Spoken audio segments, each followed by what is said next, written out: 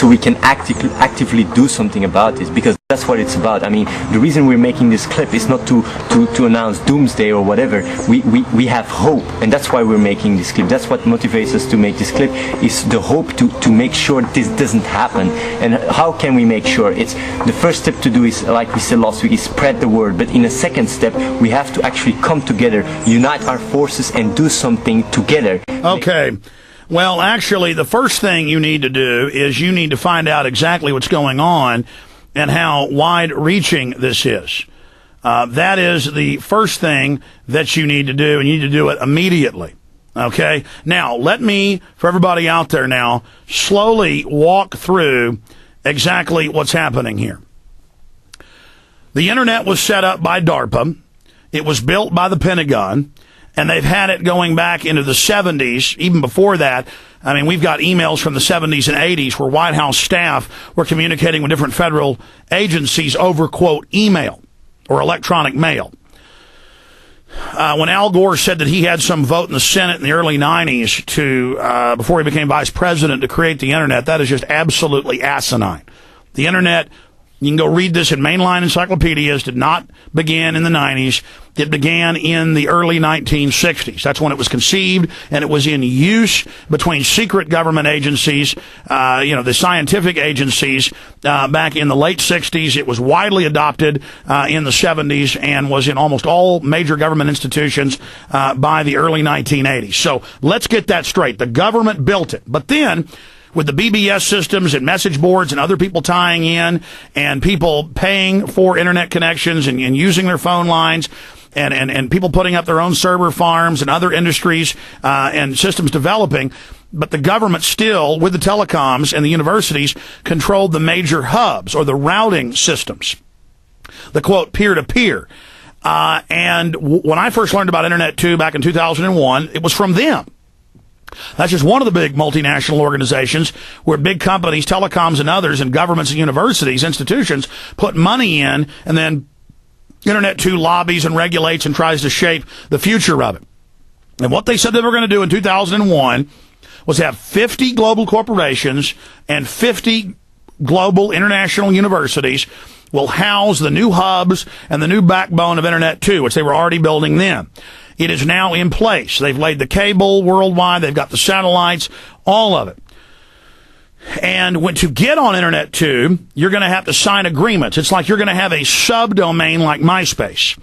And you will go generally pay to have a membership there, and then you'll have a place, like you have a YouTube account, or you have a MySpace account, or you have a Flickr, or a Facebook account. But then you sign an agreement where they can regulate you, they can censor you, they can expunge your account whenever they want. They track who you are. You're going to have ID of who you are to be on that system.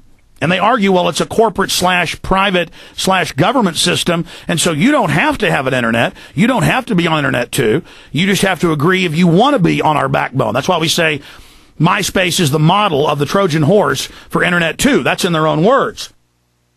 Now, they say in all of these different documents and in all these different reports that they are the corporations, the government, the universities, that they are then going to force you off Internet 1, which is the existing backbones that they were going to stop by 2003, which they've now done, upgrading hubs, fixing switchers, that they were going to force you onto Internet 2. They were going to take over the existing pieces of router and existing systems and existing backbone that private, corporate, and governmental interests own or control, in government's case, and that they're going to shut those off and put them into Internet 2, and now whole areas of the web will be down. Remember in 2004 and 2005, Cogent and Level 3, two big backbone peer-to-peer providers, not even the biggest, but in the top 20, they had a fight with each other for 2 weeks, and they had several fights, and that a third or more of the web was just down. I mean, 30, 40% in some cases of the websites I try to visit weren't physically down, but from where I was at, I couldn't get routed to it because they had shut that down. So they're not just going to tax the web and tax email. They're not just going to force you onto Internet 2. They are going to shut down the old web. You're saying, fine, I just won't be on Internet 2. Well, no, it's like putting a toll road on an existing road. Do you understand? So we're going to break all this down after this quick break. This is the full story, and we'll give you the time frame from their own documents. Stay with us.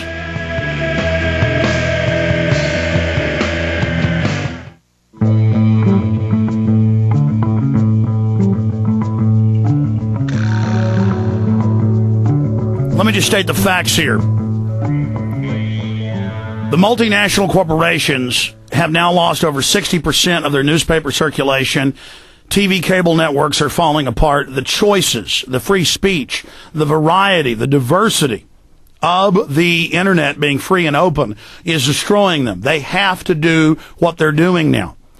Okay, so they want to tax the web, they want to regulate it, they want to make you thumb scan. You notice a lot of the new keyboards have a thumbprinter on them. They say by law they want to make it a crime if you don't thumbprint when you get online, an ID. They are going to force you onto Internet 2 by not updating the hubs and the grids on what is Internet 1. And they're going to take those grids and start cannibalizing that into Internet 2 that's already been built all over the Western world, into South Korea, into China, into Japan, into Russia. Okay? You can go online and see maps of Internet 2. It just gets bigger and bigger by the day, and they use taxpayer money to do this. They then give the infrastructure to these companies. And we pay for all of this with our ISP money and with our taxes, both the private and the corporate interest.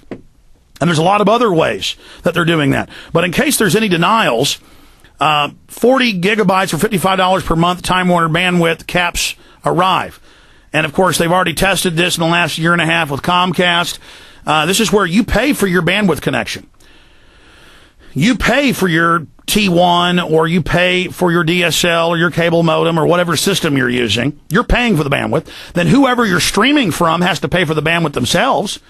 I have 2 CDNs and 7 other servers on top of 2 content distribution networks, 4 Infowars and PrisonPlanet.tv. So I'm paying so that you can access it and see the text and watch the videos and hear the audio, and our millions of people that listen on our podcast, the millions that listen on the internet, on the radio, and on the AM and FM. We're paying for the satellites to deliver that to the stations. So understand, we pay. The people that run websites pay for the bandwidth. We pay for it all. Then you pay for the connection to get to us. The telecoms are saying, no, we're also going to charge you when you come to Infowars.com and you pull off of my servers and you're paying for the connection to get to my servers. They're being paid, and exorbitantly, one of the only profit centers left in the country. And then I'm paying to give you the data.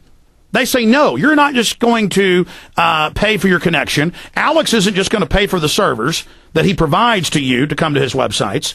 Now we're going to charge you for the amount that we meter that you are pulling down off of his site and streaming to your computer or to your iPhone or to your MP3 player or whatever device you're getting media from. This is all mainstream news. This is news out of China. 40 gigabytes for $55 a month. The Time Warner bandwidth cap arrives. But I don't even need to read this article. I live in Texas. It says Time Warner will launch a trial program in Texas which imposes monthly internet consumption caps on subscribers in Beaumont, Texas. Following a 2-month grace period, cable users will pay $1 extra each for additional gigabyte consumed beyond the cap. See? And this is just one sector of their control system, not just governmental taxes and email stamps. You buy a group stamp. No. Now they're adding all of this, and they're hijacking the major corridors and the hubs. That's known as, only one facet of that is net neutrality, where instead of just not upgrading the hubs and making it go to Internet 2, they will just refuse to communicate with each other peer-to-peer and start blocking off and breaking up the web. Again, killing the web. That is what's happening right now. I've got another article here out of iPower. ISPs confirmed 2012, the year the internet ends.